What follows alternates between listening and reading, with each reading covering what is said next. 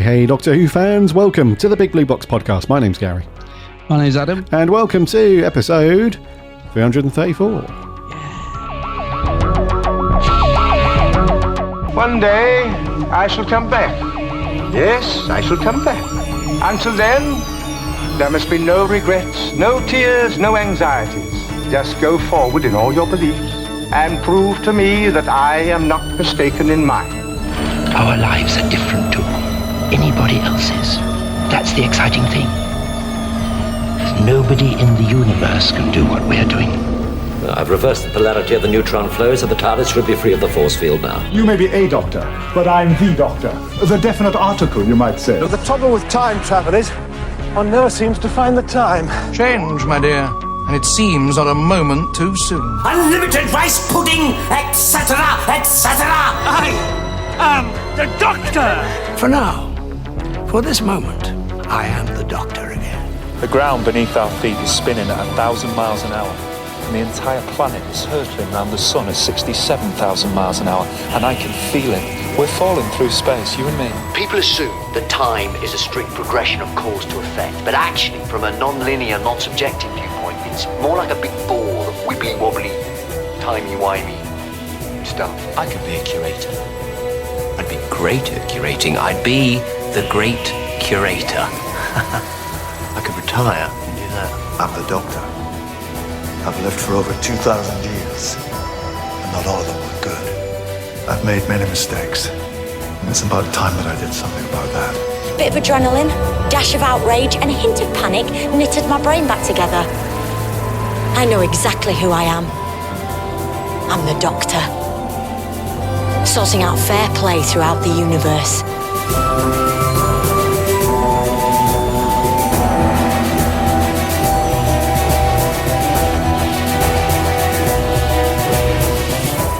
Hey, Who fans, welcome back to another week. This is episode 334. Hope you're keeping well and safe. You've had a cracking week, and that you've managed to do something Doctor Who related. It's a bit late in there. A little bit.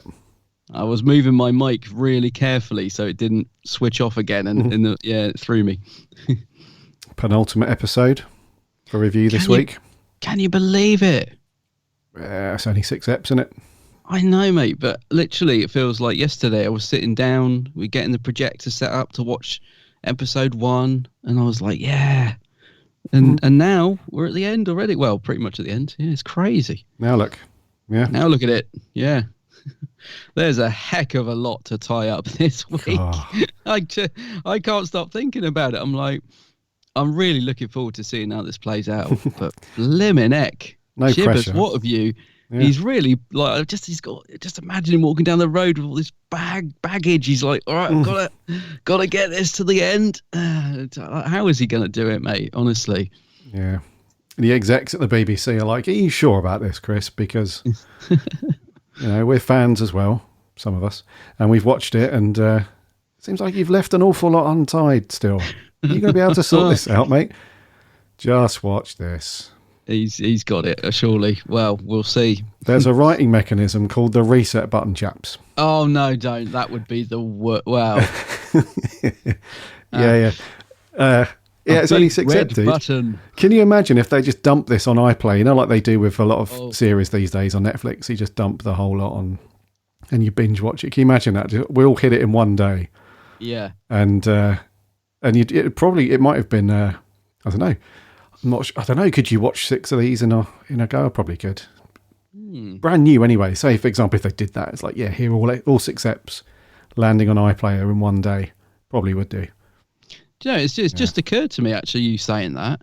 This is probably the first episode since Chibbers took over that I probably would sit all the way through. I think we've said before, and I think you're the same, I haven't gone back and watched hardly any of Series 11 or 12. In fact, I think I've only watched them more than once because we've reviewed them.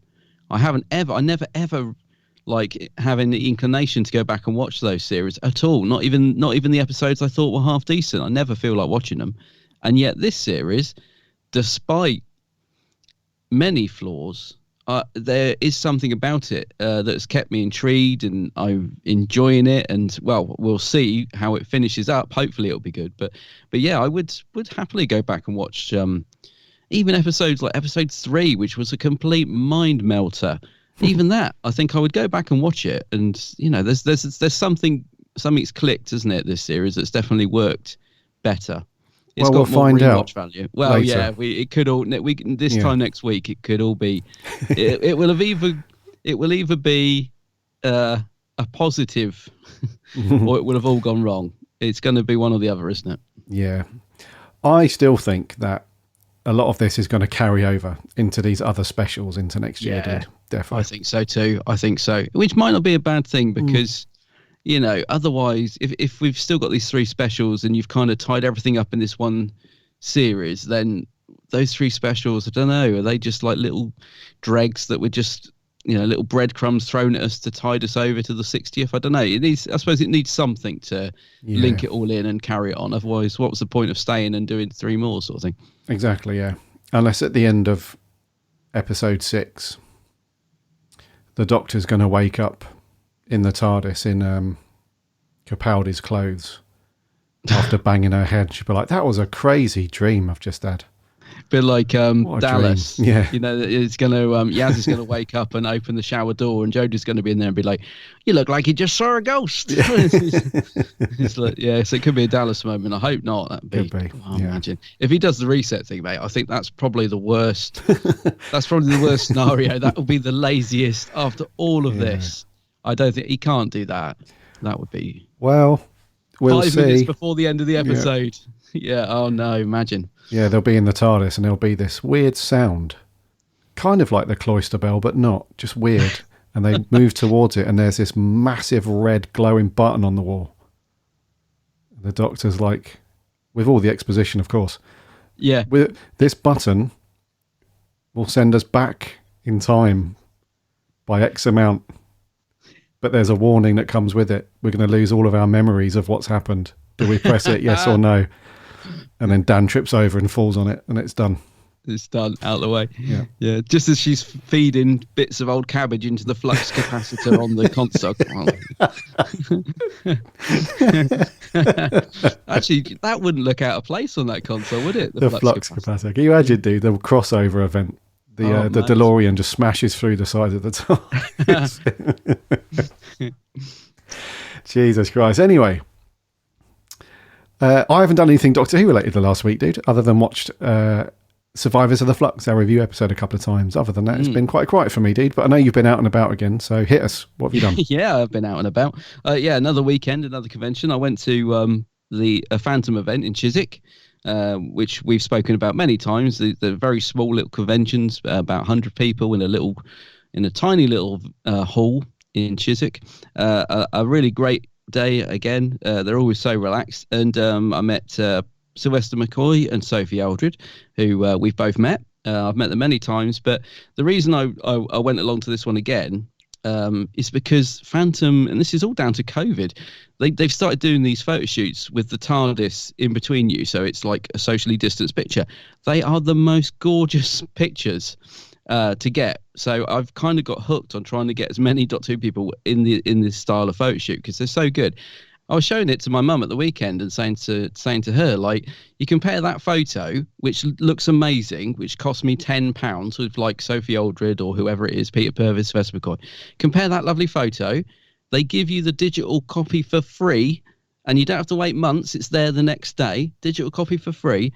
And I compare that to the ones I got at LFCC, which, no offense, love it at LFCC and all that, but 35 quid, whatever, that same old blue background, the lightings, I look sort of red in the face. You know what I mean? Just like everything about it, there's no comparison. You have to pay £5 for the digital for Showmasters as well. On top of your 35 you've already paid. I'm just like, those Chiswick events, mate, they're just so nice. Not only are they relaxed, you get value for money. I come back and I was so pleased with the photos I got. So got Sophie and Sylv together with the TARDIS, and me in the middle in the TARDIS, them either side. A beautiful picture.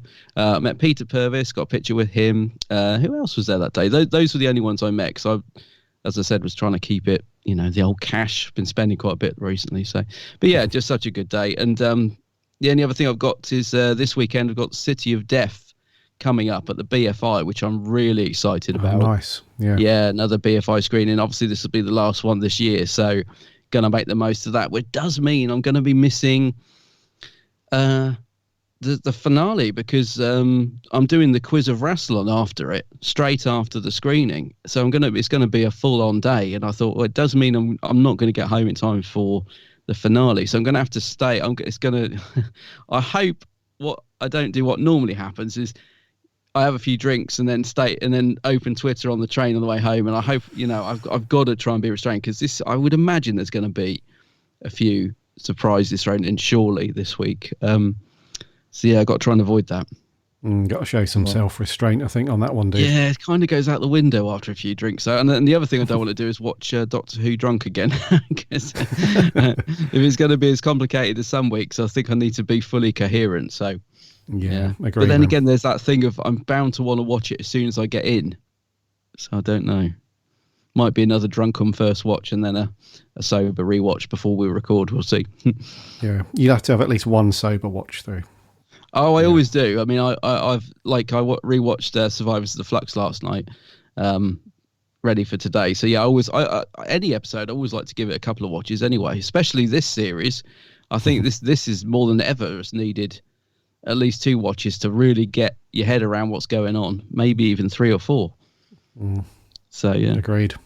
Yeah. So yeah, good, some good stuff going on, and then of course it's going to be Crimbo before we know it. Yeah, it's a good point, dude. Yeah, it's coming up fast, that one. It is. And then we've got the festive special. Oh, the tree's up, dude. Yeah. Really? Oh, I haven't even got mine out of the storage yet. The old plastic tree with bent arms, and yeah, I'll dig that out later.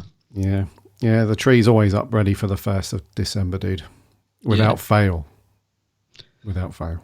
In a way, I'm kind of pleased we're getting a festive special this year rather than the Christmas, because I'm not going to be around this Christmas. So actually, so I'm kind of looking forward to watching this on New Year's Day this time. Yeah, for a same, change. dude. I normally like the Christmas feel of a Doctor Who episode, but yeah, I'm up for a what do you call it? Festive. I was going to say seasonal. I'm up for a festive special this year. No, I'm the same. Yeah, we're away this year, hopefully. Fingers crossed. Yeah, COVID fingers and all that. crossed, yeah. So yeah, we won't be here anyway. So yeah, this one year, it's cool. There is something cooler about watching it in a hotel room. That's kind of cool. Yeah, I watched. What was the Dalek one? The Dalek. Wow, like, that narrows it down. What was that one that had those Daleks in?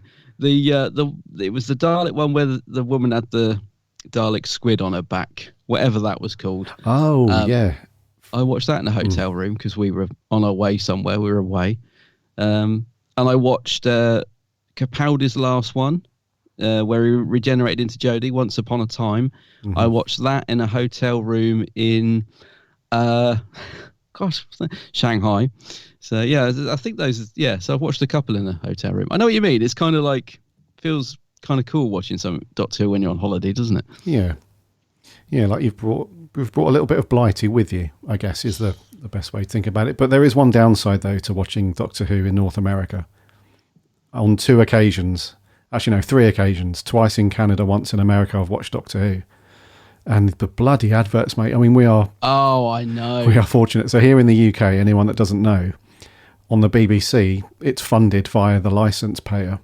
So as a result, there are no adverts during the programming. It's all, you watch it from start to finish uninterrupted. It's all good. Yeah. The other channels here do, though. They rely on sort of ad revenue and stuff. But on the BBC anyway, it's just uninterrupted. But in North America, it's like every 6 to 7 minutes, it's an advert, literally. So you can't get through an episode without 5 or 6 rounds of adverts. It's bloody awful. God. Yeah. I know, you're just getting into it and it cuts off. It's crazy, isn't it? Yeah. Yeah. This other weird thing that not Americans in general, sorry if you're an American listener, but just North American TV in general, I don't know if they do it much anymore, but back in like the day when was that, like sort of the mid to early 90s through to early 2000s, things like Star Trek, The Next Generation and those sorts of things.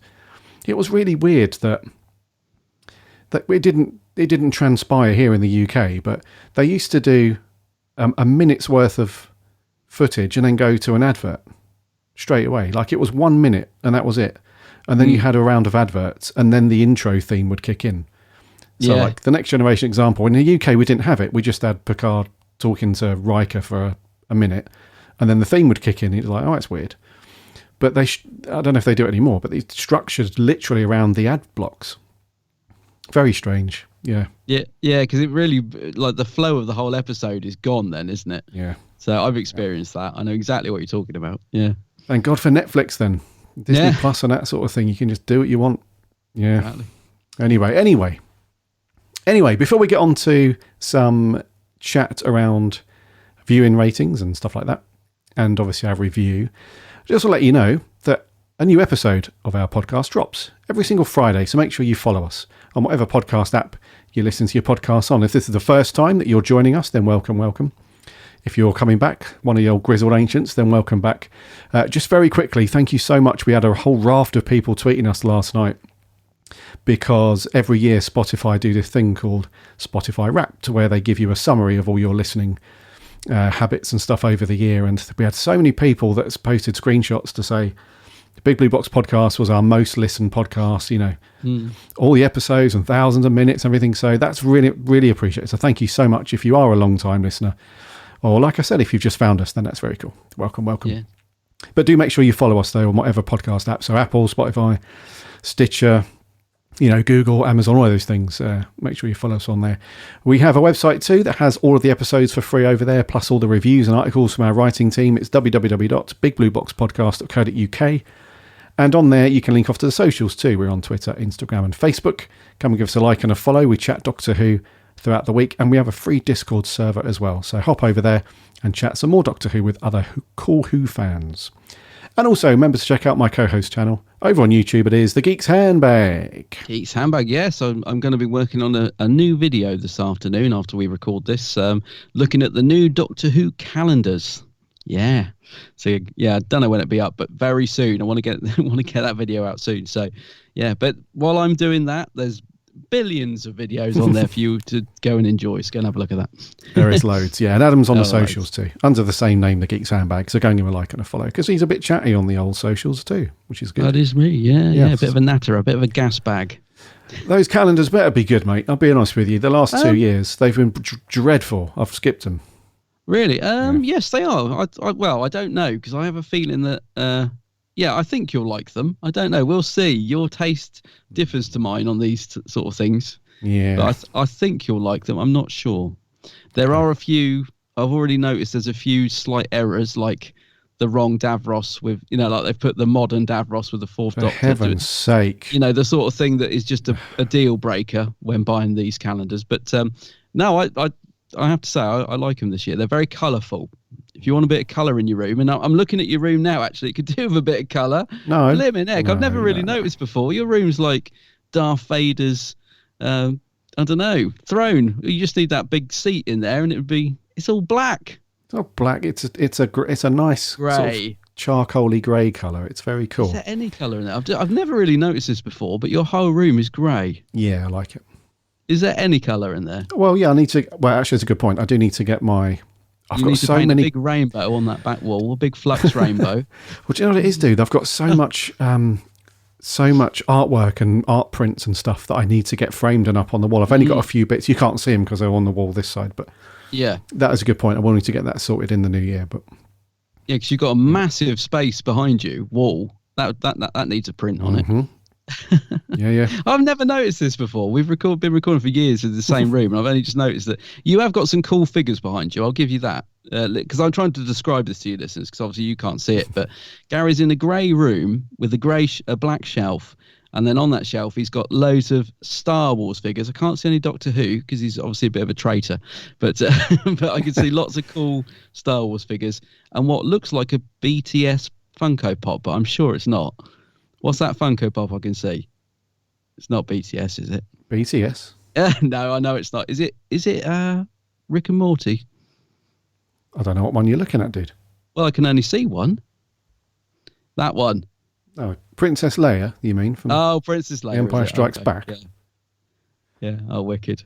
Oh, yeah. Just he has got some good stuff on that shelf. He has got some good stuff. Yeah. Just to put your mind at rest, Who fans. What Adam can't see, you can't see on the webcam, but over on this side, I've got a very big bookcase here with a few shelves worth of Doctor Who stuff on it. We'll take his word for it. So the trade, don't listen to him. Although that has whittled down quite a lot, over the years. I remember having an entire bookcase for Doctor Who stuff, but now it's just 3 shelves. Yeah, I know. Got rid. Yeah. Anyway, thank you, dude. Mm-hmm. Before we get on to our review, some viewing figures updates for Survivors of the Flux. The Flux! It's the Flux. The Flux! Overnight viewing figures for Survivors of the Flux. It was watched by 3.82 million people.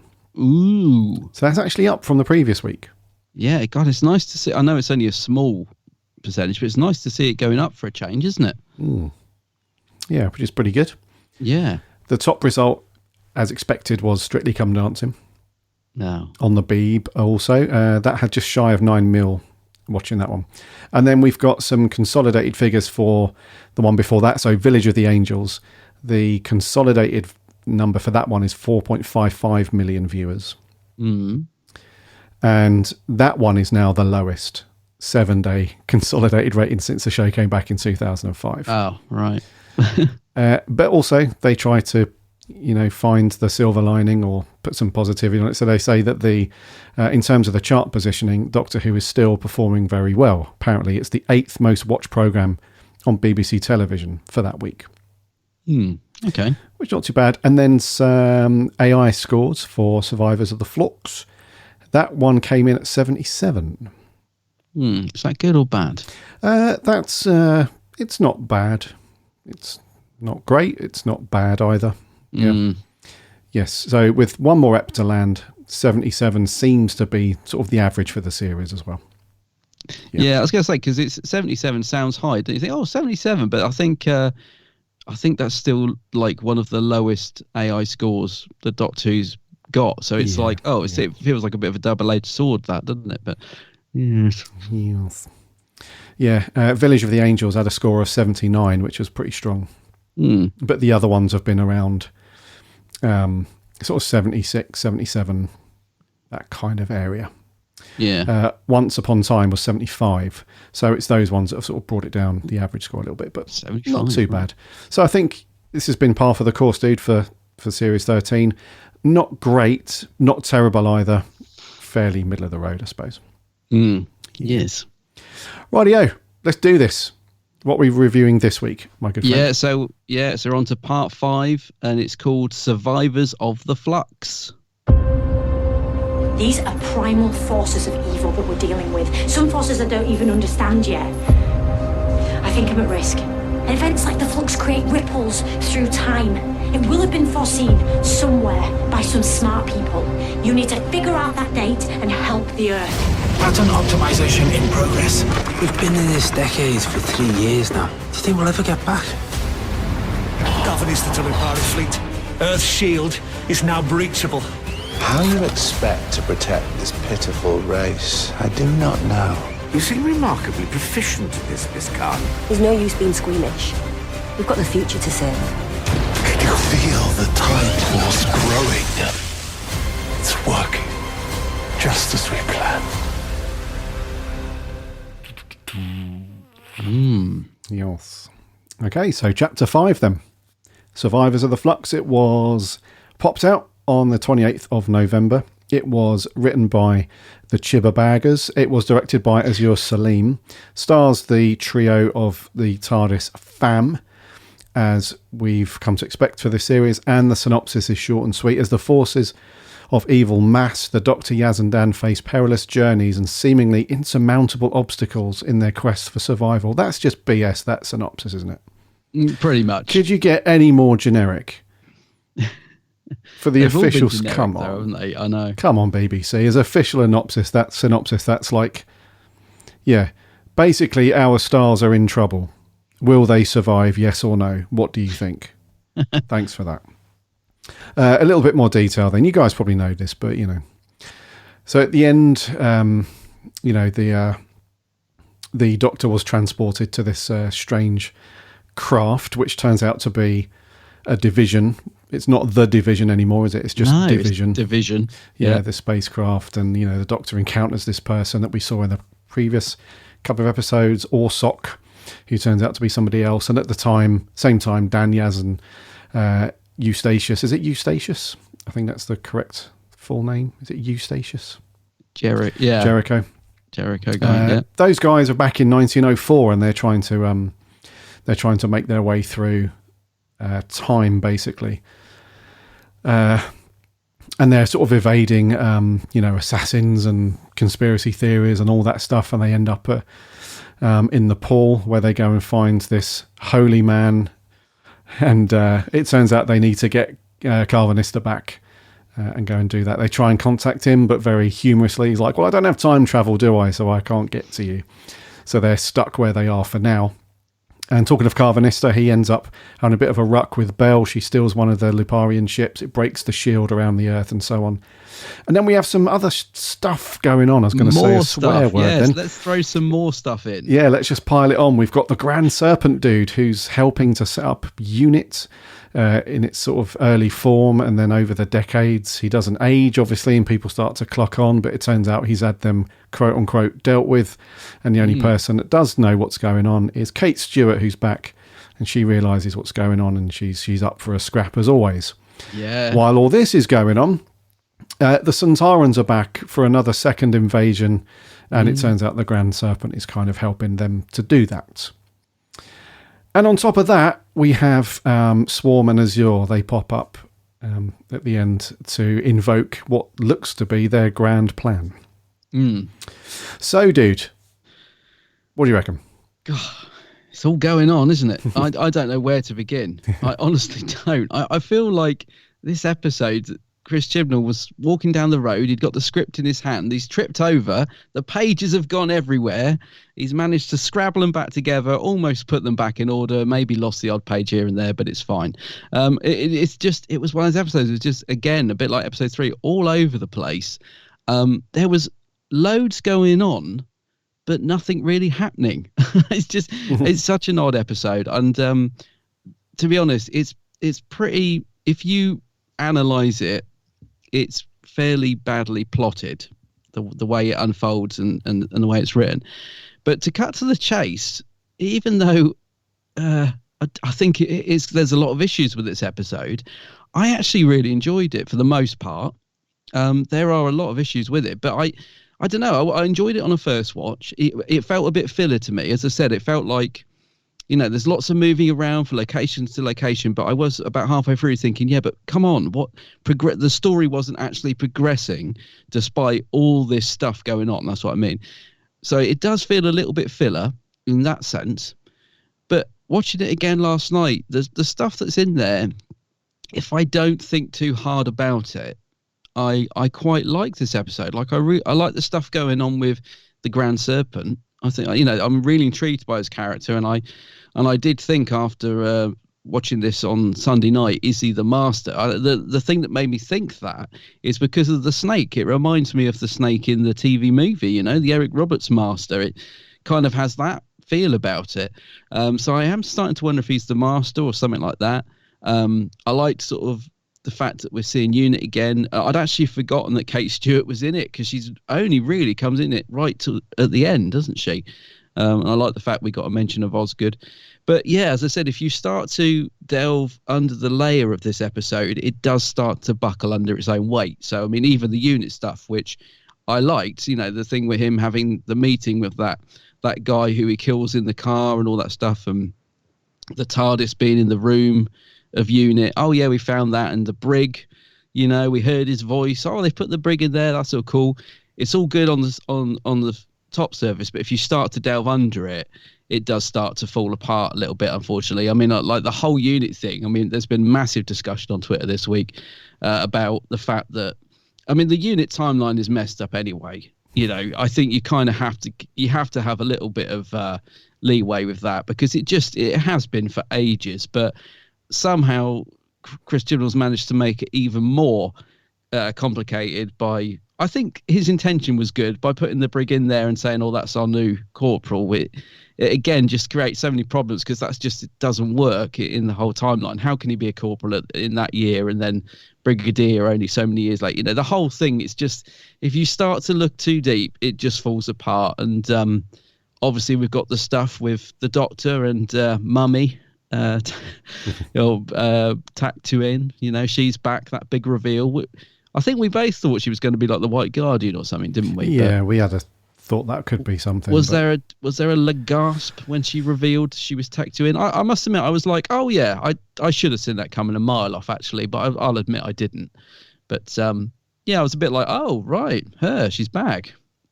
So what? Just before I carry on, what did you think of that reveal? Were you floored? Were you like, oh wow? Or were you just like, ugh? Yeah, I mean, I was semi-surprised that it was Tecteun. I think, yeah, I wasn't fully surprised because it's Chibbers, and I knew that at some point we were going to come back round to this timeless child thing in this series, you know. So it's an obvious link to that. So, but I was semi-surprised because I honestly thought she was going to be a different character, like the White Guardian and stuff like that we had suspected and stuff. But yeah, I was semi-surprised. I must admit, I'm very, very conflicted with this whole storyline, and I'm hoping there's a twist to it. So, you know, when the Doctor says to her, "Was the Master lying?" and she says, "No," I'm thinking, how do you know? She wasn't there. She doesn't know what the Master's told her. How does she know? So that's almost confirming that the timeless child thing is true. And there's this thing where she's saying she picked the Doctor up from the wormhole or whatever. So it's looking like it's true, but I've still got this bit of hope that it's just some big master plan, and the Doctor, it's all going to be a bit. I know I said I didn't want the reset button, but I think on this I would forgive it if they, you know, if the Doctor at the end of this actually was born on Gallifrey and that all turned out to be some sort of villainous plan that, you know, she hasn't. Because the thing I really hate about the timeless child is this thing about the Doctor having millions of lives. I just think that's just weird, that because that allows anybody in any scene could be the Doctor practically, because, you know, time travel and all that. So I just think that's just opening things up too much, and I don't like that idea. But I you know, I love the scenes like with the fob watch in the case and it's talking to her, and we saw in the trailer that it's going to open. So, you know, even though I'm not on board with the timeless child storyline, I still like some of the stuff that's going on with it. I'm like, it's got me invested in, like, I cannot wait to see what happens when that watch opens this week. Like, I'm really excited to find out, does the Doctor get her memories back? Is it all a lie? You know, is the Master going to turn up and do an evil cackle? Is the Grand Serpent going to regenerate into Sasha's Master? You know, there's a lot of possibilities coming up. None of which may happen. I'm just throwing ideas out there, but it's great that I feel like this about Doctor Who. Even that's what I mean. Even though I don't think it's a particularly well written or structured episode, it's still got me invested in what's going on in that sense. So yeah. So just to sum up quickly, overall, I don't think it's a good episode, but I did enjoy watching it for the most part. Over to you. Yeah, it's the weakest one for me, dude, so far. Ooh. This is the weakest one. This was, God, when I finished watching this one, dude, for the first time, I was like, what was the point of this episode at all? Okay. It's completely, the only thing that had a bit of traction, I suppose, was the whole Tecteun thing. And there's a part of me that thinks that we're either heading towards a massive reset button here. And I joked about it in our waffle up front, but I'm being serious. I think we're either heading for that, or this is one ginormous setup for Russell T Davies to go absolutely nuts with multiverse stuff later on. I'm thinking that. I'm actually starting to think that. Yes. So I think there was one part of it with the whole Tecteun thing, which was amazing, I thought, which was where the Doctor was really shocked that they were outside of the universe completely, and we had that wide angle shot with the division craft in between two universes. They were transitioning from one to the other. Yes. And Tecteun is still really miffed with the Doctor because they're... And we obviously get an answer to the Flux as well. It was created by the Division to literally destroy that universe. And she's really miffed with the Doctor because she's interfered so much that it's put the universe in a state where they feel they have to destroy it and then move everything over to this new universe, and they're going to, do everything there. So I thought that was really cool. And the way... One thing I will say is that this episode looked just amazing. The design team they must have had a field day. Some of the briefs that they were given, like, we need a Division craft, which kind of looks like a TARDIS, but kind of not. And they come up with that huge, amazing tree in the middle. That's beautiful. And all that stuff. And then the actual visual effects guys, that it looked like something from a Brian Cox science documentary film, the universe is sort of, and all that. It just looked phenomenal. I was loving all that stuff. Outside of that, dude, I could have just happily turned it off. Honestly, I could have happily just gone. And we also had this thing where, and Chibbers is such an ass for doing this. He does it. He leaves it alone for a while. Writes something really good. Like the first 2 episodes of this series were like, they're written really well. And then he slips back into this thing. And a couple of other podcasts have also picked up on this. I was listening to the Doctor Who show the other day. I've been listening to those guys a lot recently. Yeah. Yeah. And they were saying, very similar. As they were saying it, it was like they were inside my head, like reading my thoughts out loud, where they do this. He's gone back to this thing where, alongside all of the exposition, we've now got this thing where every interaction that a character is doing, they are saying it out loud. I know. And repeating, The exposition, mate. That's one thing that's driving me nuts. Like when the bit with the tooth, when Yaz had to tell us, he's cracked a tooth with poison in it inside his mouth. It's like, I know there was a lot of it this episode. That's what I mean. Those are some of the issues I'm talking about. There was a lot of exposition in this, and Jodie as well. Once again, poor old Jodie given all this stuff to say, and she has to say it in a way which she's moving her hands around, which makes it just so. It feels so unnatural in terms of like the flow of a conversation. It's but there was quite a lot of that, wasn't there, where they were telling us things as well as showing us. It's like, we've just seen that. The character doesn't need to tell us, I mean, there was quite a lot of that, and it was annoying, I will admit. Yeah. Are you referring to the hologram scene with Yaz and the Doctor, where the Doctor's essentially just spelling out in, very drawn out, boring fashion what's going on? It's almost like how do I put this? When there are so many good TV series on at the minute, not just terrestrial TV, but across Netflix and Amazon and Disney Plus and things like that, it's almost like his way of writing is already old school. It's almost like he's not giving the viewer enough credit. It's like he's worried that the viewer's going to miss something. So in order to sort of mitigate that, he's made the dialogue very explainy and exposition-y, and it happens all the way through this episode. Like somebody will do something and they'll either say out loud, "I've just done something," or another character will be like, "What are you doing?"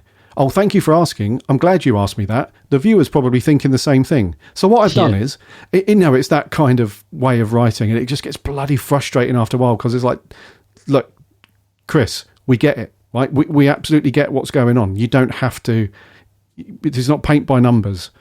The only thing that we'd like you to give us exposition on is some tiny little, lovely little nugget of something that we were all asking questions about.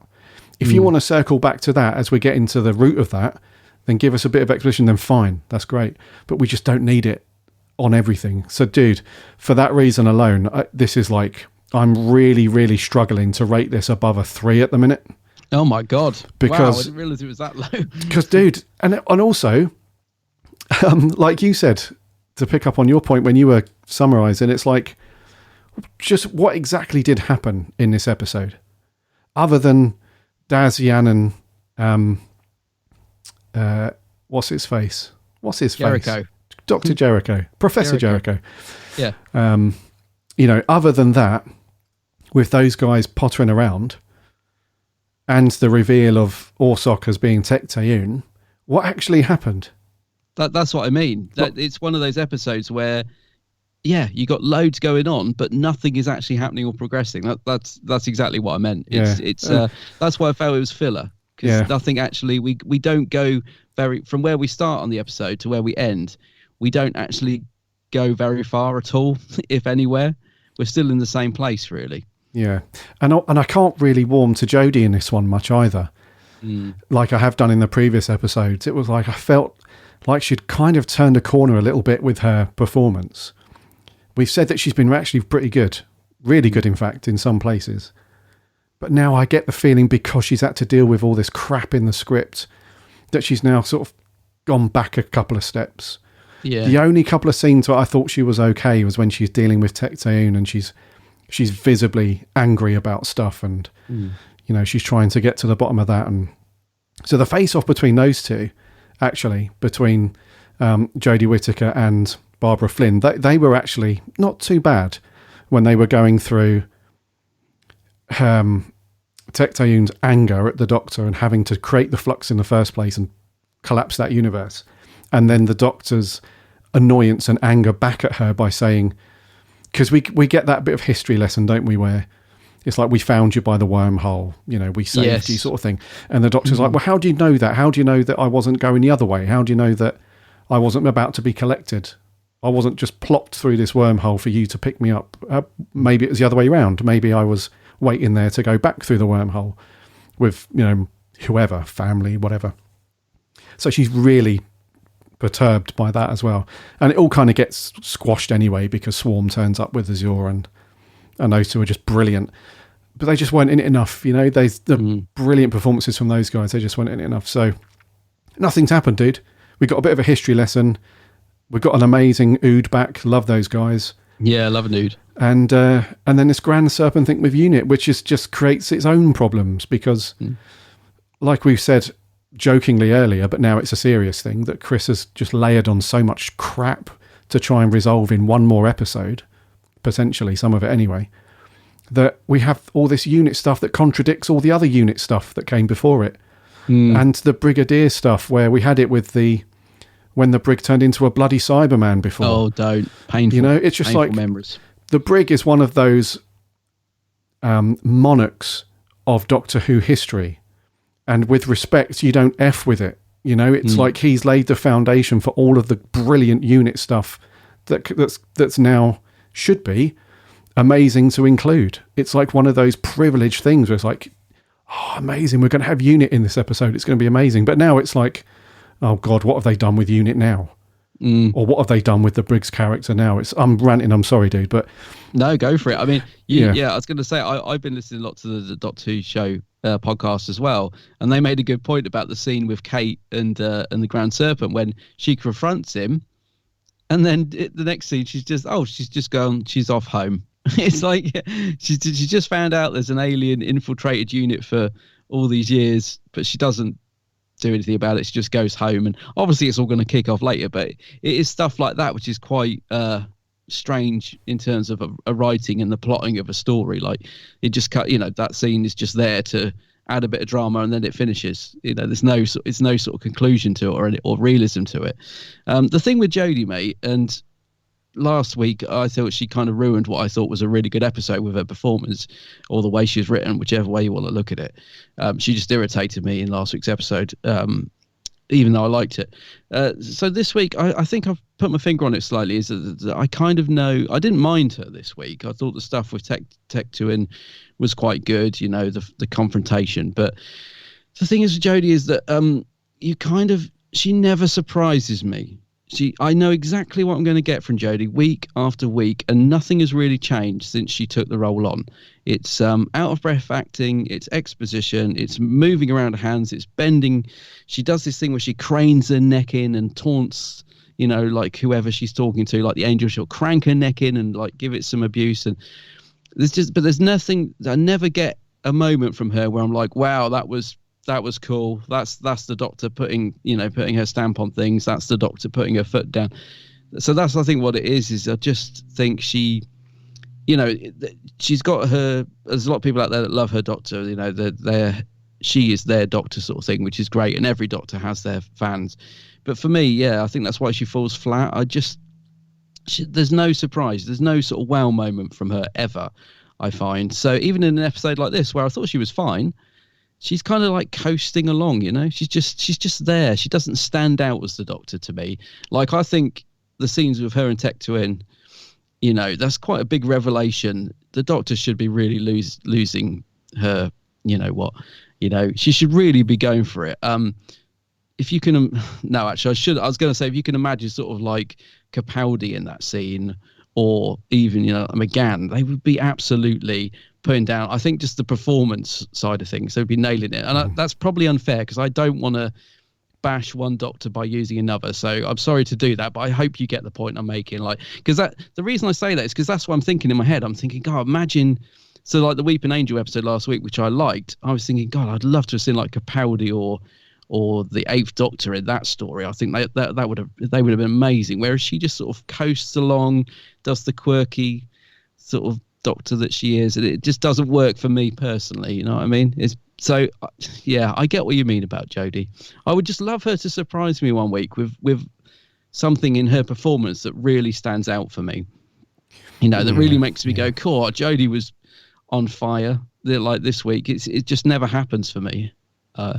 I don't think. I'm sorry. I've gone down a bashing Jodie route, and I really didn't want to, because I didn't think she was bad at all this week. I think it's just because you mentioned it, and I was thinking it during the episode. That's kind of what it is. That I think why she doesn't really work for me particularly as the Doctor, because you get some good stuff, and I think, you know, you really want them to grab the part by the horns and go for it, don't you? Yes. Yeah. You know. Yeah. The Flux. No, sorry, go on, mate. No, I agree with you. I think.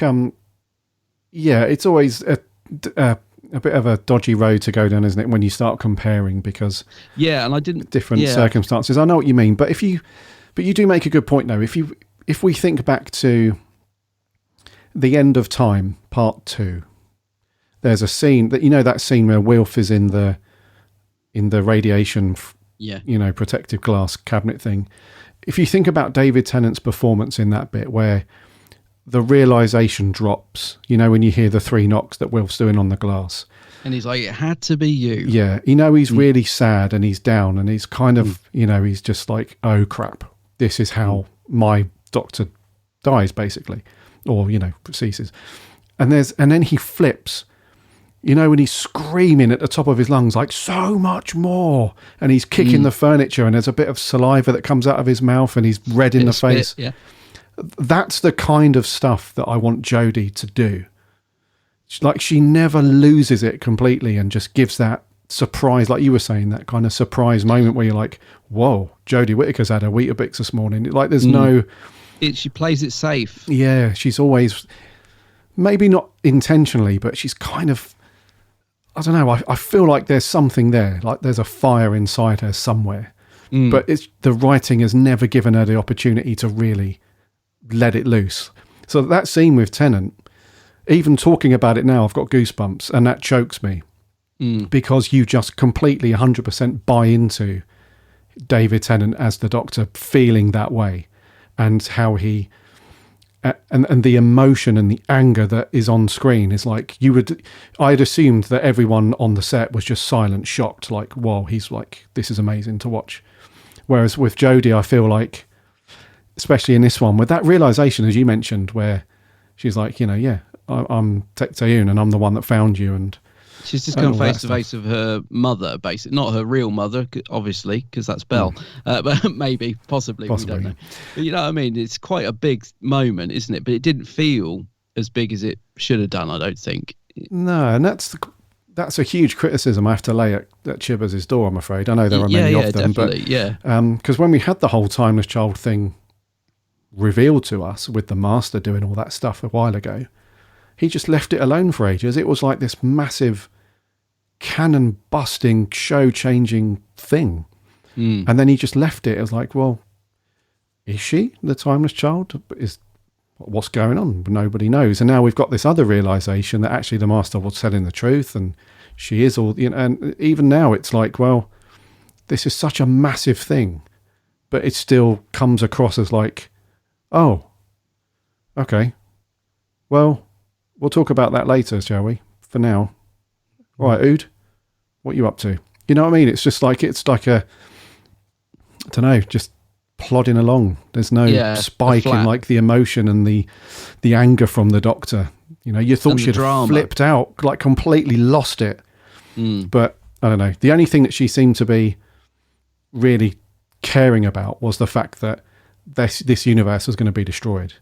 And then Tetsune's a little bit sneaky. She's like, you know, if you come back to Division, you know, I'll give you your memories back, and I'll also save your friends. You know, Earth will be on its own, sort of thing. And the Doctor's like, yeah, maybe.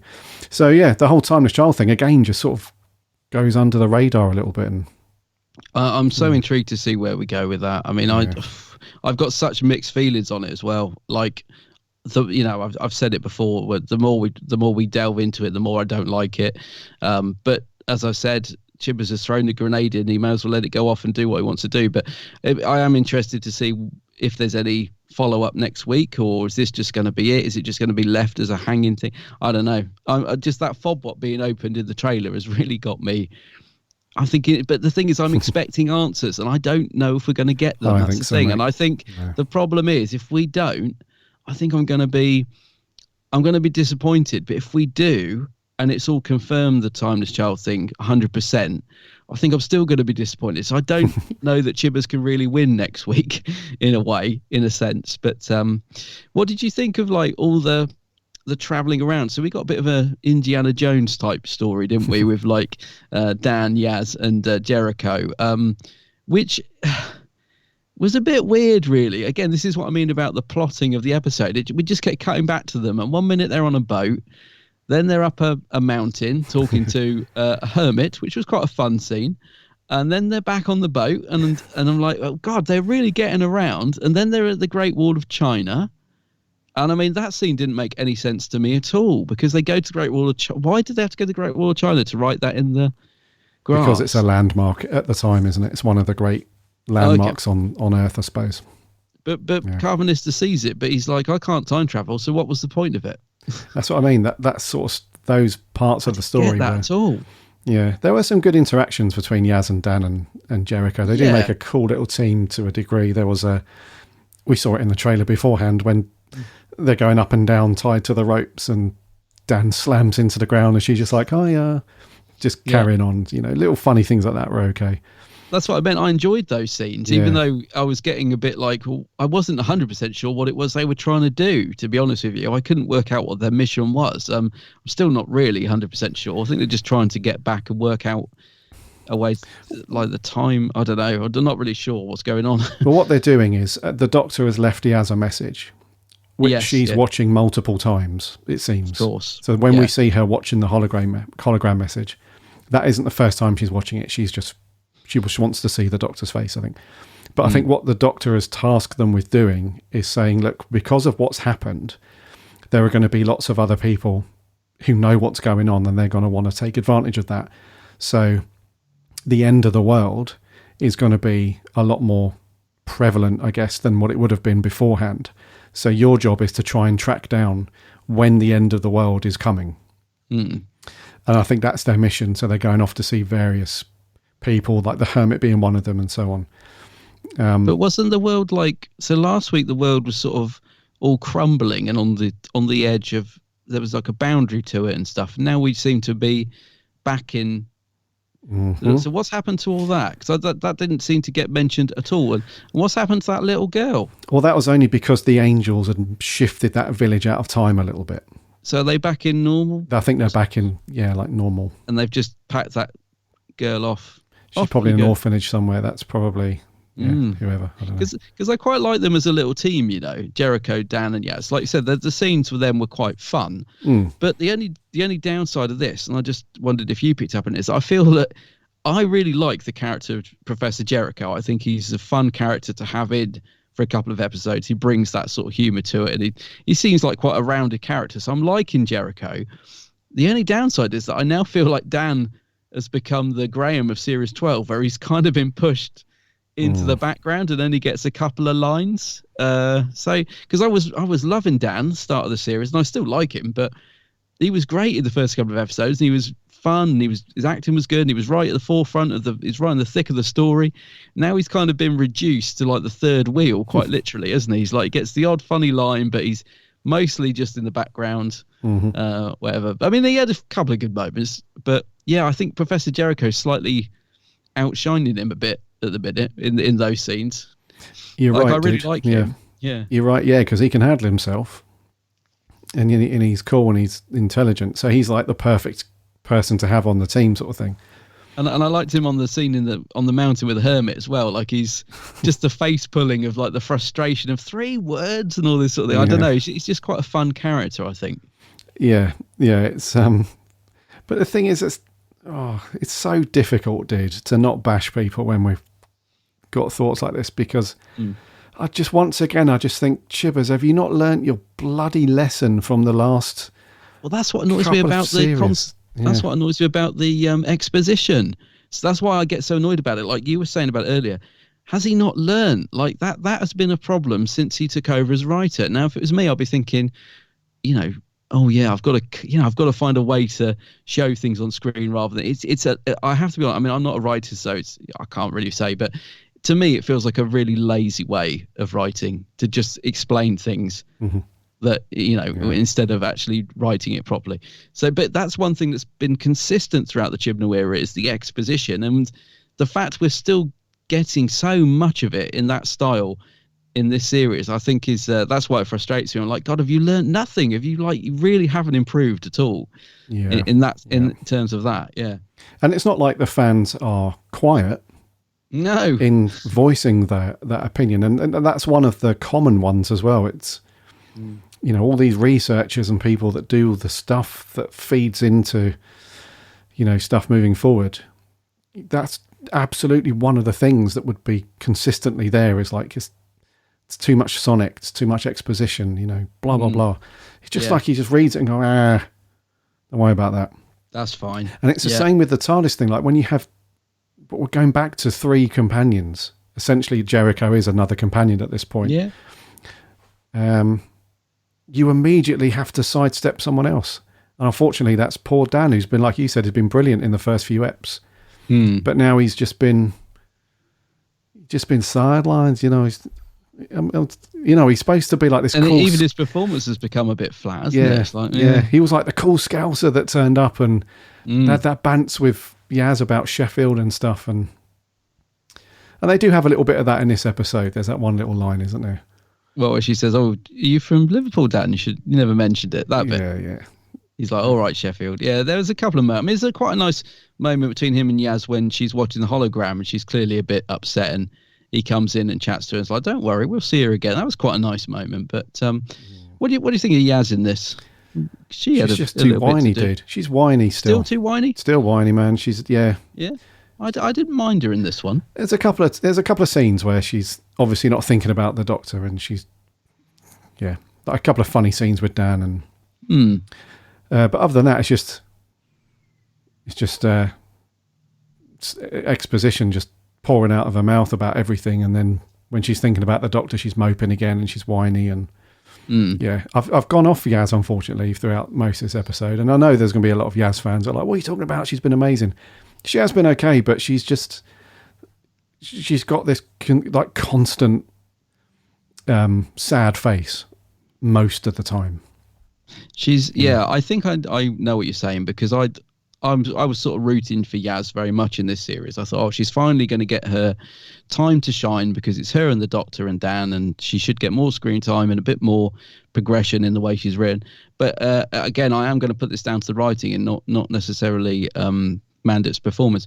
Yeah, she's just been written to be a bit mopey and a bit I think what they're trying to do is they're trying to make her strong by putting her as like the leader, and she's going to do all this and that, but it's all coming across as a bit bullshit. And what I think the fun is missing from Yaz's character that now, You know, like you said, there's the odd moment. There's like that bit with Dan where they're teasing each other. That's quite fun. But yeah, we're not getting enough of that. So she's just coming across as a bit too serious. And yeah, I like Yaz, but I'm not loving her the way I thought I would, in terms of I thought this was going to be a good series for her. To me, she's kind of just, she's there, but I'm not loving her in the sense, you know, like I think you've said about like Donna and stuff, you know, like how you just absolutely love Donna when she's on screen and she really stands out as a character. Yeah, Yaz hasn't reached those levels for me anywhere near that yet, which is a shame because I think she's got potential, and that's what I'd love to feel like that about Yaz. But at the minute, she is just, it's just Yaz, isn't it? It's just a bit, there's not much to her still, really. A bit mopey, yeah. And then you did have a cool dynamic with Dan, who's a bit more upbeat, a bit more happy-go-lucky, a bit more comedy about him. So that was cool. But like we just said, as a result of having another character in there, his screen time and the amount of stuff that he's contributing is now considerably less. So you don't even have that constant back, to-in and throw-in and the cool screen time for Dan. That seems to have been lessened quite a lot. Are they in the specials, do you think? They must be, aren't they? I think so, assume yeah. they're in the specials, yeah. Because that's the thing. I still want to see more of these guys, and that's good, because if I think about like Ryan, for example, I mean, I just couldn't care less. I couldn't wait for him to leave, to be honest. And so at least with these characters, I'm thinking along the lines of, I hope Dan and Yaz have got more stories. In that sense, I'm glad that we've got some more specials to come with these guys, because I do like them and I feel like they deserve a bit more screen time, if you like. What do you reckon to the Grand Serpent? Because I mentioned earlier that I was getting Master vibes from him, and I don't know, it won't happen, but could you see him like regenerating into Sasha's Master, or revealing himself as the Master, or do you think he is his own guy? I mean, I don't know where I've got the Master thing from. It just popped into my head while watching it. I think it was the snake thing, and he's quite cool and calculating. And I think even if he isn't the Master, I think he would have been a great Master, because I really like the way that Craig Parkinson is playing the role. I think he's really cool. But what do you reckon, Tim? Do you like the Grand Serpent? Yeah, I think that's the Master, dude. You do? Yeah. I think that's the Master, just because of this whole snake thing. If we go back to the TV movie with that Master. Yeah, that's what made me think of, yeah. He had the whole snake eyes thing, and he was actually a snake himself, slithered around and all that stuff. And there's in this episode where somebody died and one of these snake things came out of them and he absorbed them. Yes. So back in the day, when the novels were rocking and rolling, there's who wrote that? Who was it? There's a novel called The Eight Doctors. Is it Jamie Roberts? I can't remember. Anyway, there was a little bit of thing around the Master and snakes and stuff. And at the end of McCoy's run, on the Cheetah Planet. Yeah. Yeah, so he, after that stuff, he goes to see these species, aliens on that planet called the Morgue. And they can cheat death, basically, with these death worms. And basically, you swallow one of these worms, and then it becomes dormant. You don't know it's inside you at all. And it's not until you're killed that it absorbs your kind of life essence, and then goes to a new host. And then the person who absorbs that, takes on the life force and stuff like that. And that seems to be exactly what's happening with these snakes that are coming out of people. They're absorbing the life force of these people, and then the Master, I think it's the Master, is then absorbing that. So then, he becomes, fitter and stronger and blah, blah, blah. So I think it is the Master, dude. I think, and if it's not the Master, like you just said, it's a massive missed opportunity, because he's playing a really good Master at this point. So I think it is, just for the whole serpent-y snake link thing to these things that he got from the Morgue on the Cheetah Planet. Yeah. And he's got that sort of he's got that slight Delgado vibe, isn't he? In the sense that he's very, like Sasha's Master's very manic. This one, if it is the Master, he's very cool, he's very calculated. Even when Kate Stewart's exposing him, I know who you are. He's just sat there, and he's definitely got that sort of Delgado vibe of cool master about him, which is why I don't think I'd normally want him to be the master, but because of the performance, I think, yeah, it would be quite cool if he turns out to be the master. And the bit where he kills the guy in the car as well, don't know, something about that whole scene just felt very master-like, very sort of, Pertwee era, the style of the car, the master sat in the front, just killing the guy with the snake in it, all the steamy windows. It just has that vibe about it. It does, doesn't it? So I've got that thing. Yeah, I won't mind. If he turns out to be the master, I wouldn't mind. I think he's been pretty cool. The only thing is, it will make me want to see more of his master. That's the thing. Because that's kind of the master I've been waiting for. I love Sasha, but I said it at the time, the manic thing's been done too much. Like Sim did that. Sasha would have been fantastic if he'd played it more like Delgado, more toned down, suave, cool, calculated. Would have been amazing. And Just like this guy. Yeah, exactly. So this is the kind of master I've been waiting for. And I like Sasha's master, don't get me wrong. But this is the kind of master I've really wanted to see for quite a while. That more like the original master. That no one will ever be as good as Delgado, in my opinion. He is the best. But this is close to that performance, and I like it. Yeah, no, I agree, dude. He's really good, Craig Parkinson. He's definitely got Delgado vibes. In some of the older stories where, even to the point where somebody might have figured out who he is, or figured out that whoever he's portraying to be is up to no good, he's still got that calm, like he never flips out, does he? He's still got that calm kind of, I'll handle this, don't worry. Cool exterior, yeah. He always thinks he's going to get out of it, so he's never doesn't break a sweat much. The other thing is, what did you think about the Flux being? So I liked the idea of the Flux being created by Division. But then they kind of threw that away by putting in that line of the Doctor's like, you did it because you were scared of me. And they're like, we're wary of you. That seems a really feeble excuse for creating such a deadly thing. I don't know that, because it was like they revealed that they created it. And I was like, oh, that's cool. And then they kind of straight away threw it out the window with that silly remark. I thought, no, you've kind of dumbed it down a bit now. Like, I don't know, but how did you feel about that? They created the Flux because they were wary of the Doctor. That feels a bit weak, doesn't it? Yeah. So this kind of anchor for this, I suppose, is that they blame the Doctor because the Doctor defected from Division, which the Doctor can't remember at this point, and then went on and interfered with Division's work and caused problems and stuff like that.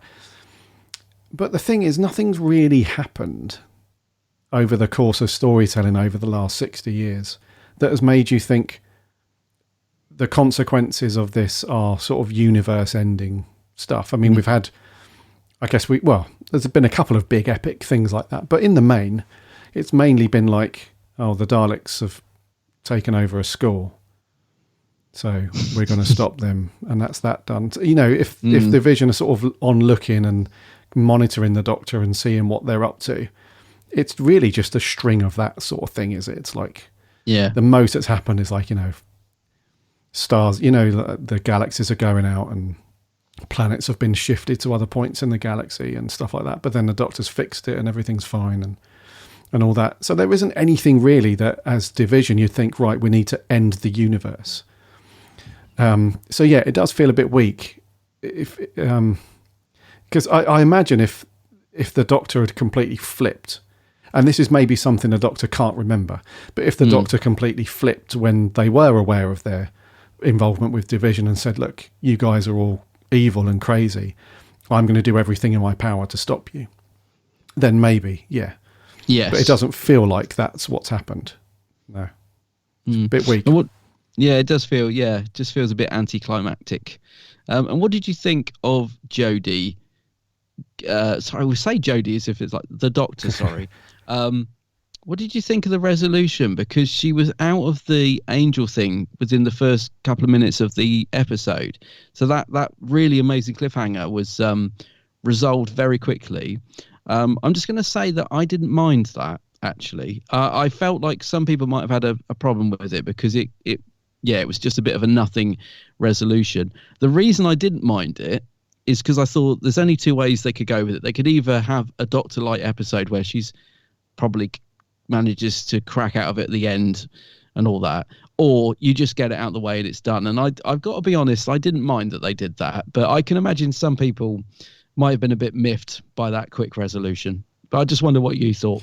Well, I didn't mind the quick resolution, but when I got to the end of the episode, I thought, well, maybe it would have been better if the Doctor was trapped as an angel for most of it, and that would have resolved the problem of having Dan not as much screen time and stuff, because it would have focused more on them three.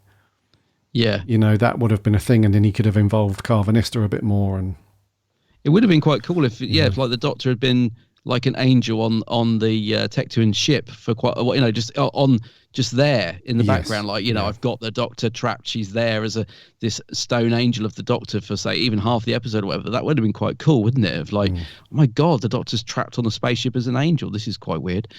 So yeah, I don't know. I think there's a few ways they could have done it, but I just, it didn't bother me too much, and I thought it was quite a cool visual way to start the episode with her walking through all the different millions of angels. I mean, that was quite visually cool.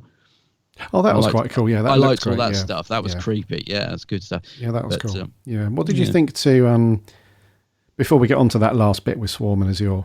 Yeah, when they turn up, what did you think to Vinda and Belle in this one then? Because Belle is not in it as much as the last episode. She's still trying to find. She's on her way to try and find Vinda, obviously, via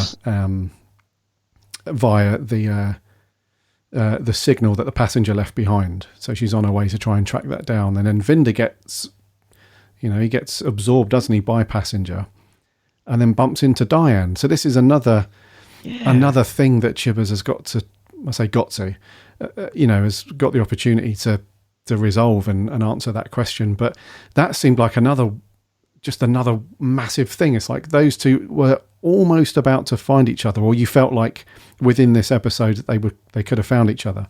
But now that he's been absorbed by passenger, there's only really one way to extract him, right? There's only, I guess so. Yeah. So that's going to be how are they going to get to that then? How are they going to somehow trap that passenger and extract Vinda out of there along with Diane? Even if they do that, I don't know. But that seems like a whole nother bunch of episodes on its own to try and sort that out. It's almost as if they're going to get a spin-off or something, isn't it? I don't know. There is so much to tie up. I have no idea how they're going to resolve all that. And I mean, the thing with Belle and Carvanista was a bit strange, wasn't it? Because for the first couple of minutes they're trying to kill each other, shoot each other, and then they suddenly start working together. But it was a very quick change of heart, I thought. It's like, what's going on? Oh, when the sirens turn up. Yeah. But 2 seconds earlier, Carvanista was trying to blow her head off. So I don't know. There's so much going on, mate. It does almost feel like it could have done with a couple of episodes to let some of this stuff breathe, because it's all been thrown in there and it's all happening so quick. It's very hard to keep track of, and little bit. Yeah. I don't know. Yeah. Here's what's going to happen. Vinda and Belle are going to find each other. That's going to be all good. Then they're going to help the Doctor somehow. Are they going to be the Doctor's parents? Well, what's going to happen is it's going to be the last 2 minutes of the episode next week, or one of the specials. You're going to have this baby that's been born, Belle and Vinda's baby, but they're going to be somehow involved in either escaping somebody because they're in trouble still, or something like that, and they're going to find this wormhole that they can escape through, and something's going to happen, and they're going to be like, just stay here, don't move, we need to go and get our ship or our weapons or something, we'll be back through the wormhole in just 2 ticks, so just sit here and don't move. Tecteun turns up, takes the Doctor, blah blah blah. Sussed. Sorted. There you go. And that's just going to annoy everybody in the world. Of course. I'm excited and also dreading next week. I don't know what I don't know what we're going to be saying. Did you think that the monolift, when Belle's on the spaceship, she saw and she pointed it out as well. Oh, of course, she had to tell us. Monolift. Did you think it looked a bit like a destroyed Gallifrey dome? It was like a sort of a broken shell, wasn't it? If you look at that, maybe next time you watch it, if you didn't, it looks like the Citadel but destroyed. So I don't know if that's playing a part in something. Next time you watch it, just have a look, because I've got to admit I didn't notice it until it was either the Doctor Who Show podcast or the Lost on Gallifrey podcast guys. One of those pointed it out, and I thought, oh yeah, the second time I watched it, it really does. It looks like the destroyed Citadel on Gallifrey. So it might not be, might be nothing, but again, could be something. Yeah, there was a couple of things, dude, that resembled some older stuff. So the division ship that Tecteun and the Doctor are on, that in itself looked like one of the circuits from the TARDIS console. There was a classic episode, or maybe not a classic one, but an episode where the Doctor's trying to find a circuit for the and it looks like that. It's got like 3-pronged little discs on it and stuff. Oh, I know what you're talking about. Yeah. Yes, Pertwee. You know what I mean? Yeah. Yes, I do. Yes, I hadn't. I had not picked up on that. It looked almost the same as this thing that the Doctor's trying to fix for the TARDIS console. Yeah, there's a lot of sort of visual references to older stuff. I know the little gadgety thing you're talking about. Yes. Yeah. Okay. Yeah. Anyway. Yeah. Could be. Possibly. Right, what else we got to talk about? I think that's it. Oh, Swarm and Azure turn up at the end. Swarm and Azure, yeah. Ready to invoke their revenge plan against Tecteun, which they do successfully. She's now gone, it seems, anyway. Unless this is, of course, spiralling into even more timey-wimey stuff where this is a plan by the division. But yeah, so I think this is a bit more just cheap and cheerful. Face value. Swarm is just really miffed that division imprisoned him for so long, that we see in episode 1. So now he's come back to rid the universe of division, specifically Tecteun, and he's done that. So now I think next week's just going to be focused around what they do with the Doctor. Does she get the fob watch? Does she get the memories? Does she defeat Swarm and Azure? Don't know. It looks like Azure. It looks like it's Azure that opens the fob watch, doesn't it? Yeah. Which is interesting.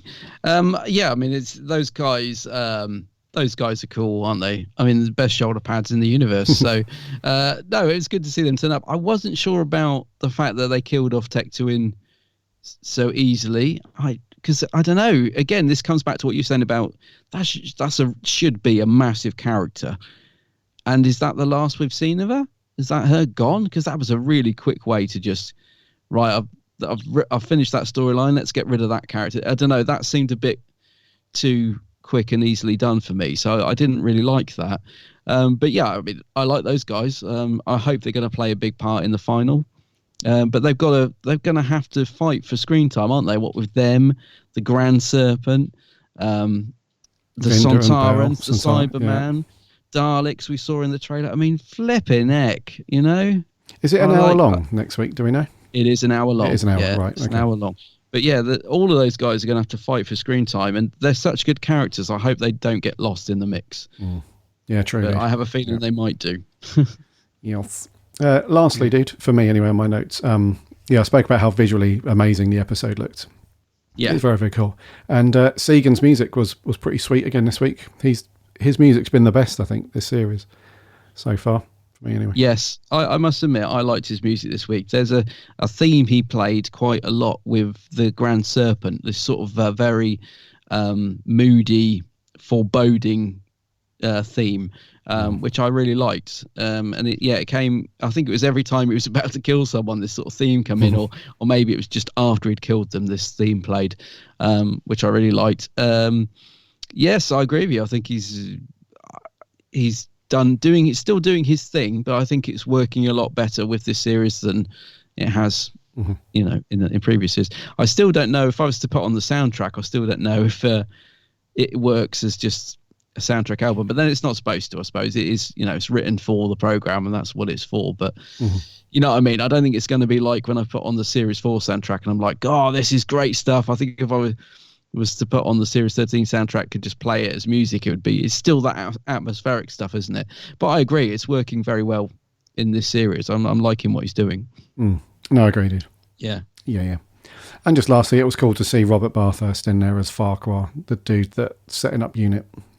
Oh yeah, he was. I liked him. Yeah, I'm glad you mentioned him, because that was he gives that nice performance of being quite I would say comedic character, but he's a bit of a buffoon, isn't he? Yeah. But he managed to get the sort of level of the performance right, where he wasn't too stupid, but he was, it was just a nice performance, I thought. And I liked his character. And there was a nice moment, wasn't there, when he realised that the serpent was an alien and his face drops. Oh, and, the scanner thing. Yeah. Yeah, I thought that was a cool moment because he's like, oh, that can't be right. And then the serpent's like, you're such a fool. Yeah. And his face is just like, oh, my God. You know, I just thought it was a nice performance from him. Yeah, it was cool, yeah. Playing the bumbling sort of British, you know. Todd Hunter from Red Dwarf, Series 1. Oh, is that where I know him from? Yeah. Well, I've seen him in lots of things, I think. But yeah, I recognise him. Oh, he's been in loads. And Yeah. Righty, I've got nothing else, dude. Have you got anything else? No. Oh, actually, just very quickly, what did you think of Kate Stewart? Kate Stewart, yeah. There was quite a big thing about her coming back last week, wasn't there? Kate Stewart's back. She was hardly in it. I'm assuming, again, she'll be scrabbling for screen time. But I'm assuming that's not going to be all we see of her, surely, because she's gone dark, she said, didn't she? I was good, I'm going dark. Surely that's not going to be all we see of Kate Stewart. I can't see that, no. I can't see that being the last time we're going to see her. She must be in it next week. I would hope so. But it's good to see her back, though, yeah? Oh, definitely, yeah. She's performance. Yeah, she plays that. Yeah. Kate Stewart's such a cool character, really strong and just very cool. And it's a shame she didn't have as much screen time as I thought. I thought it was going to be. To be honest, I thought she was going to have more screen time than the Doctor. For some reason, I thought it was going to be a real unit heavy thing, but no. I think as a character, Gemma Redgrave, she always plays that consistently well. You know what you're going to get with Kate Stewart, but just not in it enough, and yeah. I forgot she was in it. After all the hype, I mean, the BBC Twitter account have been throwing up pictures of her and everything and making quite a big deal about Kate being back. And I genuinely, and when she popped up on screen, was like, oh yeah, God, I forgot Kate was in it this week. And then she was only in it for probably a couple of minutes at the most. There's only that scene with the Grand Serpent and a very quick scene when her house gets blown to pieces, blown up. I'm also thinking of the scene where Yaz, there was a strange scene at the start, wasn't it, where someone left some dynamite and Yaz covers it with a blanket. What on earth? Yeah. Going back to Kate Stewart, it is great to see her back. I do hope she is in it this week, because that would be a shame otherwise. Yeah, I agree. Yeah. But I haven't got anything else to say. Cool. Right, time for scores then, dude. It's you to go first, I think. It is me. Yeah. I think I'm going to be slightly higher than you this week by the sounds of it. So I'm going with a 6.5. It wasn't a particularly well-written episode, but something about it, I did enjoy watching it.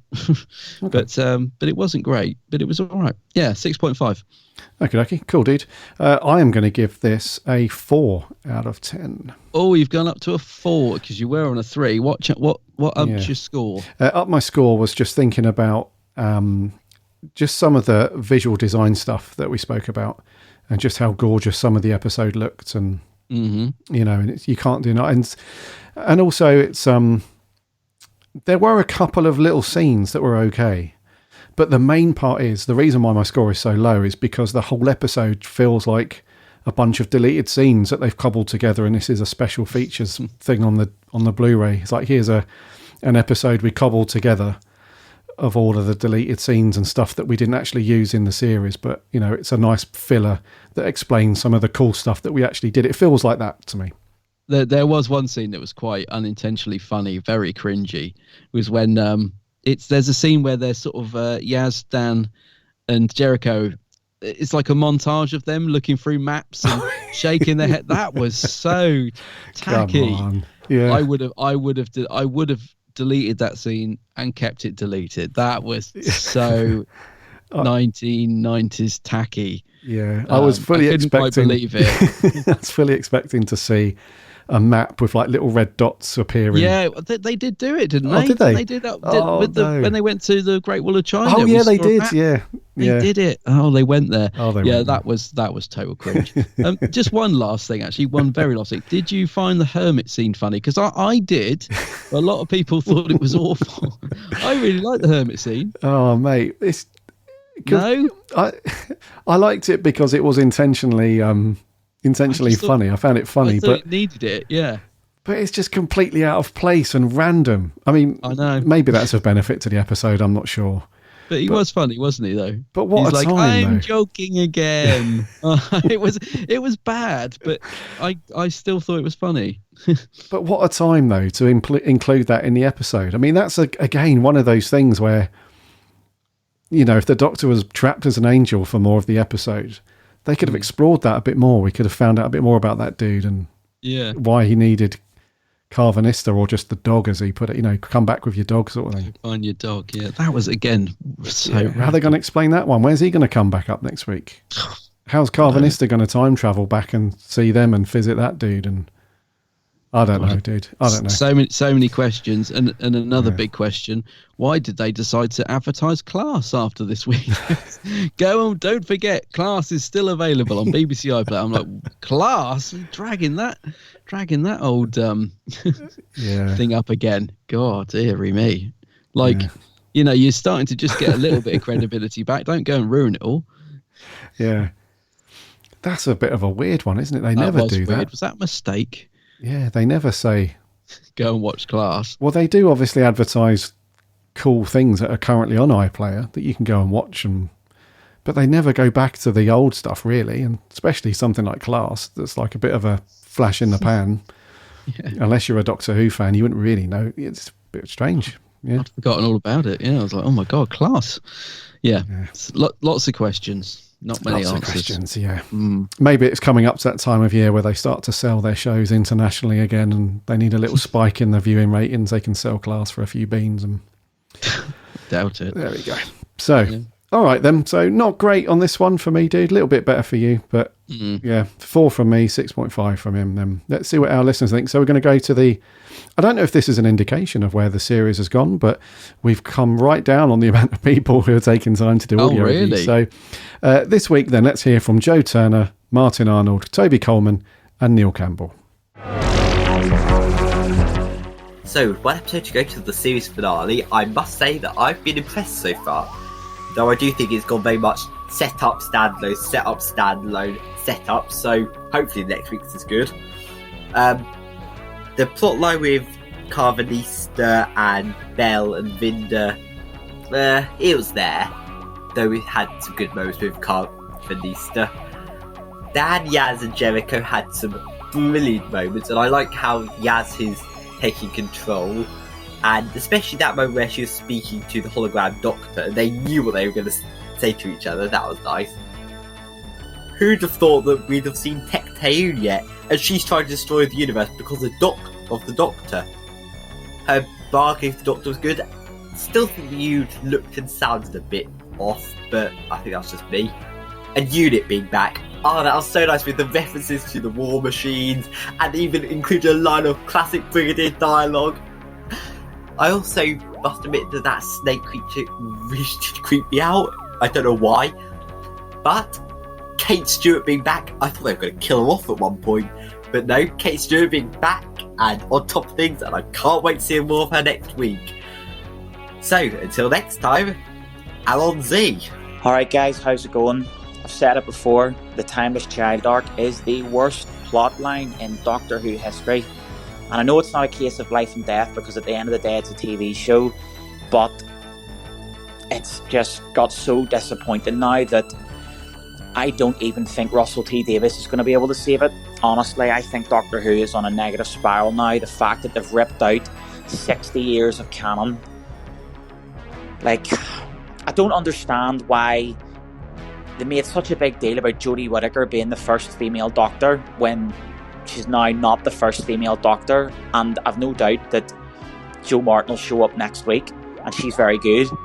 And they've actually written her character far stronger than the actual Doctor. I just can't, I despair. I just don't think it's ever going to recover now. And a friend of mine even texted me and said they saw a bit of it, and we're just like, what on earth is going on? Awful. I just can't. Doctors pre-William Hartnell and all, no, I'm sorry. I appreciate you can put things into canon as, like, if you make it work, but this just doesn't work. It just destroys it. Not even a reference to the great Brigadier Lethbridge Stewart can save it. And even then, that reference doesn't even make sense, because in the Web of Fear, he was actually a colonel that wasn't in unit. So, anyway. Oh, I don't know. 0 out of 10. Cheers. I think that was one of the best episodes of Doctor Who I've ever seen. I'm just teasing you. It was terrible. It was slightly less terrible than the previous episodes. I did quite enjoy the incoherent adventures of Yaz, Dan and Jericho as they implausibly travelled around the world and through time. They go backwards in time after they meet Williamson on the boat. How? They go back to 1904. Their journey takes years. How did they get out of the village? How did they escape the angels? Where's Peggy? What part of this story am I supposed to care about? None of it makes sense. The whole stuff with Tek Taeun is awful. The Division are stupid. We still don't know what Azure and Swarm are doing, or what on earth's going on. They are the worst villains. They've got the terrible makeup, awful costumes. This whole thing is a giant car crash, and at this point, I've just relaxed into the sort of the morphine-induced haze that is the afterglow of this mess. It's mind-boggling how incoherent it is. I haven't even mentioned the Grand Serpent, and I'm running out of time for this review. I don't even know where to start. 50 years, the guy creates unit just to sell her to the Sontarans. They've introduced this guy at the last minute. I give it a 5 out of 10. Just teasing, 4 out of 10. Survivors of the Flux. I found this a satisfactory episode. I think that if it was just exploring the plot of Whittaker with Tek Taeun, I would have got quite bored, because it was very heavy on exposition. And as much as I like the stuff with the Division, you need that outlet. And I think the plot with the Grand Serpent and the origins of UNIT provided that. Craig Parkinson is wonderful casting as the Grand Serpent, and it was just great to see all the old references to, UNIT in the 60s, and hearing Nicholas Courtney over the speakers was just brilliant. The stuff with Yaz, Dan, and Professor Jericho was really interesting, and I think once again Yaz was just brilliant, and I think Mandip Gill now has really cemented herself into that role as the companion. The stuff with Tek Taeun was good. I did see the old woman being Tek Taeun from a mile off, and that cliffhanger at the end was just brilliant, and I'm really excited to see next week. I can't wait to see the Grand Serpent and the Sontarans working together, and yeah, Kate Stewart's on the run. So overall, I enjoyed this episode, but it's definitely a lot of setup. But I did want to see more of Swarm and Azure. Thank you.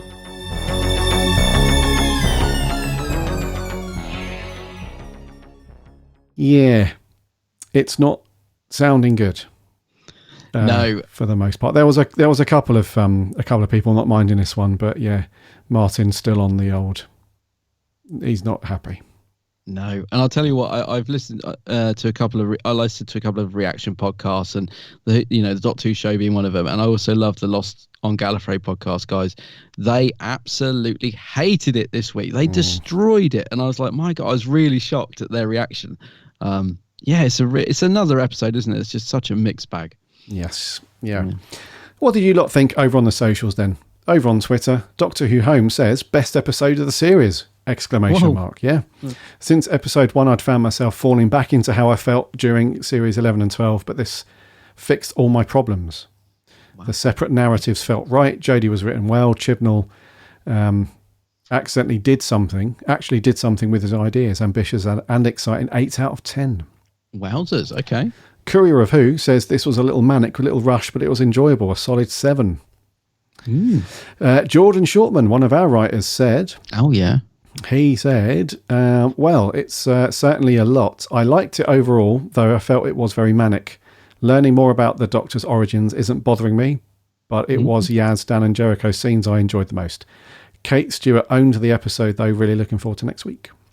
I think Jordan's going to be at the BFI screening, dude. Shall I give him a slap from you? Or? Yeah, give him a backhander for that. Yep. No, I'm looking forward to seeing you, Jordan.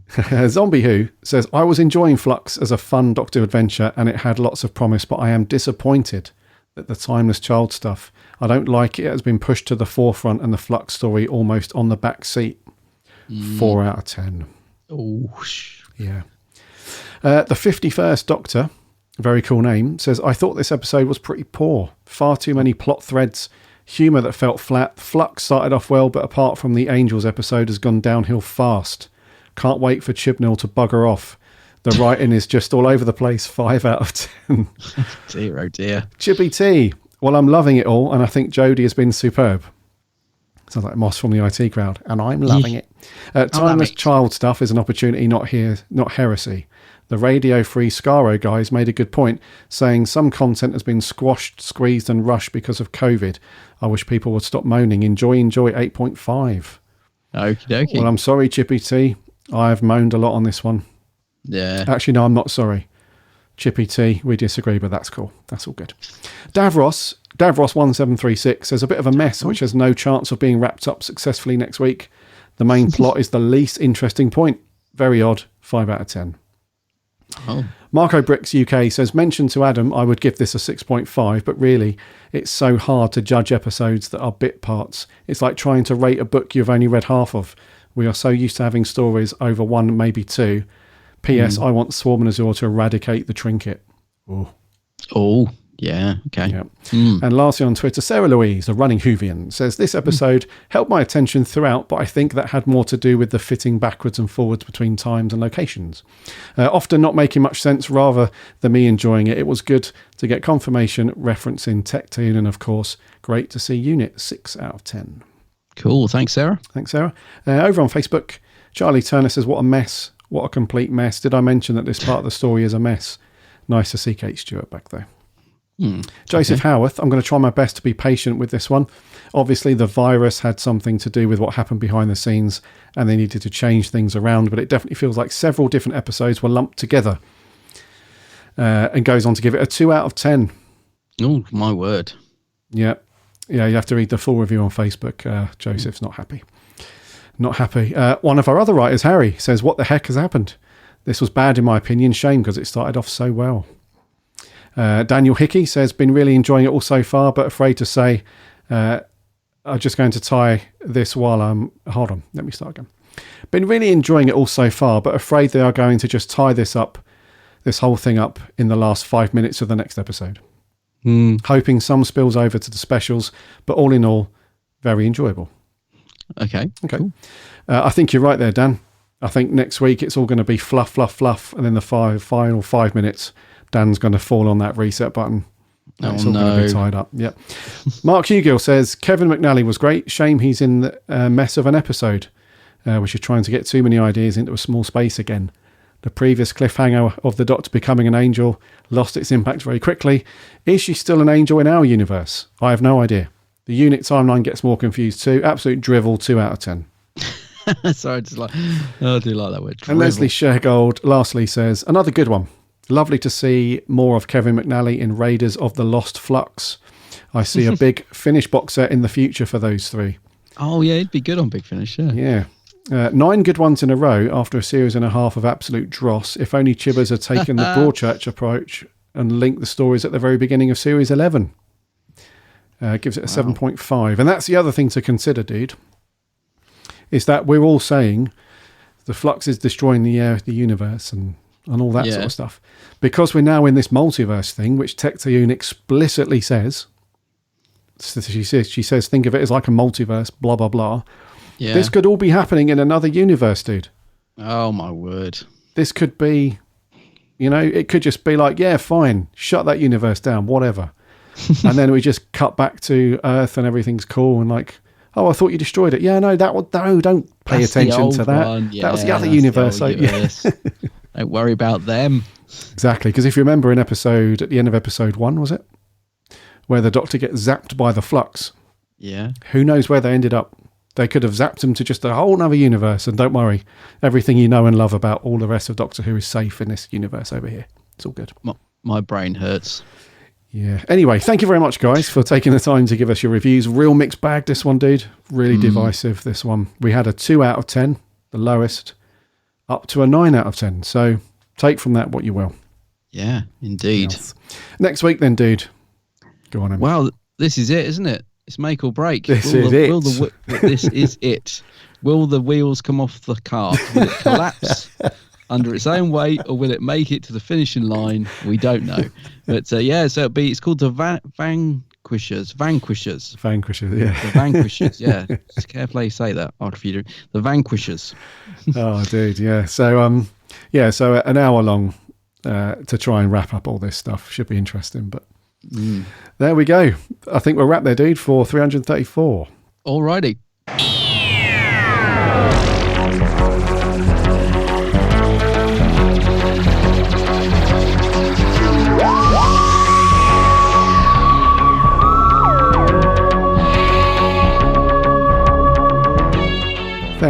Thank you for listening to this week's show. That was episode 334. It's been great to have you here as we've waffled and moaned about this week's review episode, Survivors of the Flux.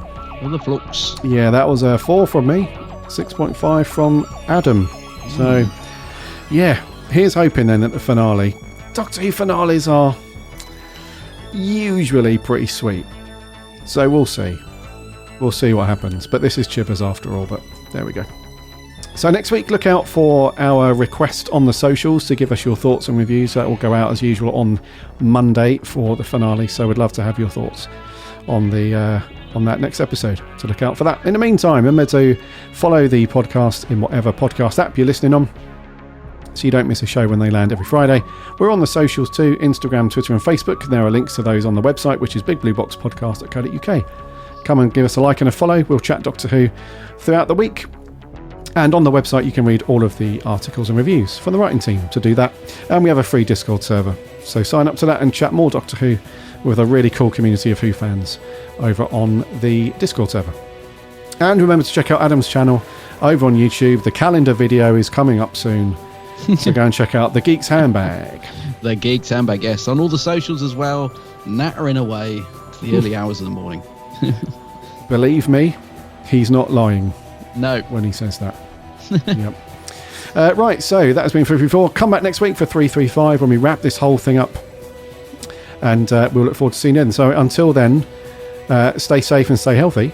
My name's Gary. My name's Adam. And remember, Allons-y.